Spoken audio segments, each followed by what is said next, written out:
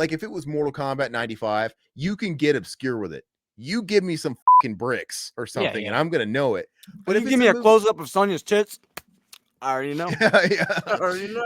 You gotta give me like you could zoom in on the spit on Kano's face when he's like when he's got that turkey leg sticking out of his mouth. No, I meant like when he's spitting on Sonya's leg. Give me a break. That reminds me of when I go to Six Flags and get the fucking turkey legs, dude. I always do the Sonya blade. Nice.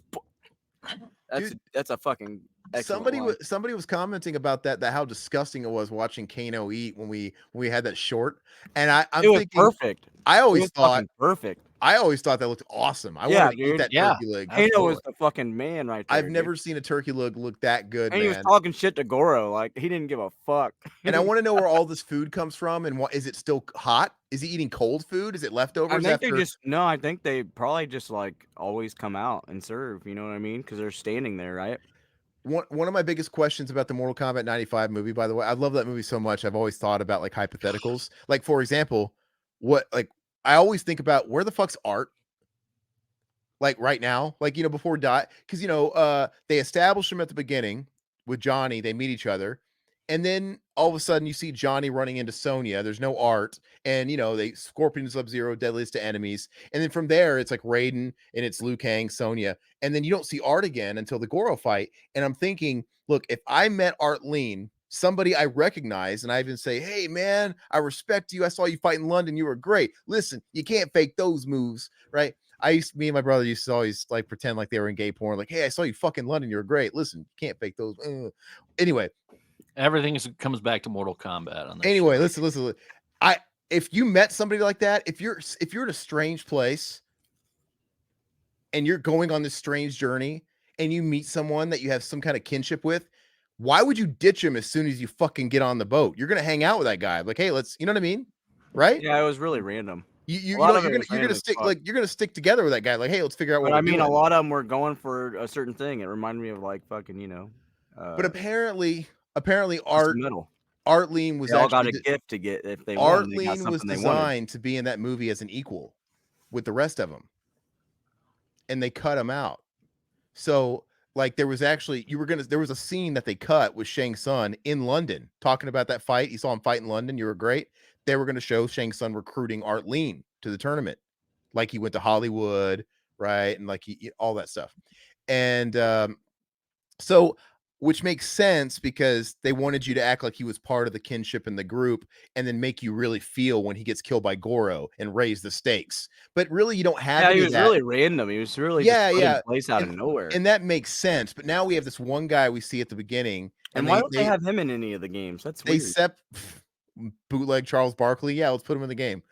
But then like you meet, and then you don't see him again until the Goro scene. I like when he's like just doing that shit training before Goro steps in, and then he dies, and then Johnny Cage is screaming, "Your soul is mine!" No, we're supposed to like feel for him. Like I fucking saw Art Lean one time, guys. People we need in the game. Luke Kang's brother. We need Chan. We need justice for Chan, dude. Yeah, Luke Kang's brother. Chan? The dude that gets his soul sucked with the dreadlocks looks like Predator. Yeah. That fights. Who is he fighting? I always love that. First of all, on the blacktop, this kid, the first fight on the beach that has like no stakes. It's like they just kind of beat the shit out of each other. Yeah, who is that? That's like fucking. They're just sparring. It's Eddie from Tekken. Yeah, Eddie Gordo. No, but they.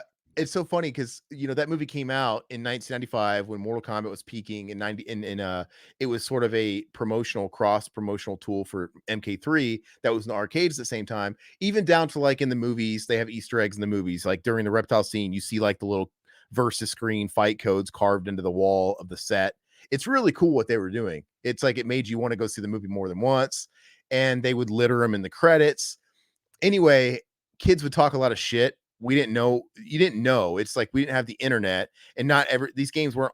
We didn't all have home console ports. The MK3 port, I don't even think had made it to Super Nintendo at that. I was staying the night at my friend's house when I first found out about this game. I think it was on PlayStation, which was brand new at the time, and then arcades. Anyway, bottom line, kids gossip. This is how stuff gets around. This is the same reason how like the nudality code went around. It's just all gossip. Oh yeah, there's a code you can put in. Well, Instead if of you like, went to the stores, you could find like the books too, and they would tell you.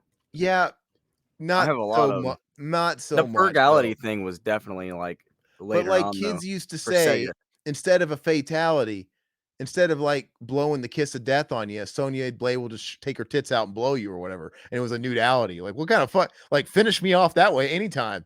And it brings a whole new Necrophality. context to Yeah. finish him, dude. Finish him. Just fucking jerking him off, dude.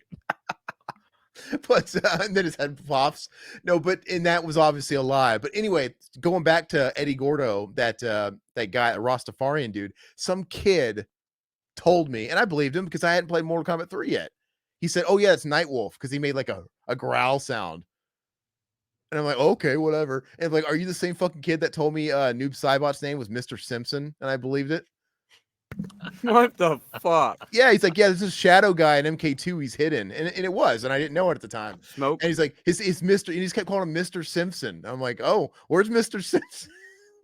I'm like, now it's like, where the fuck did you even pull Mr. Simpson out of your ass? I don't understand this.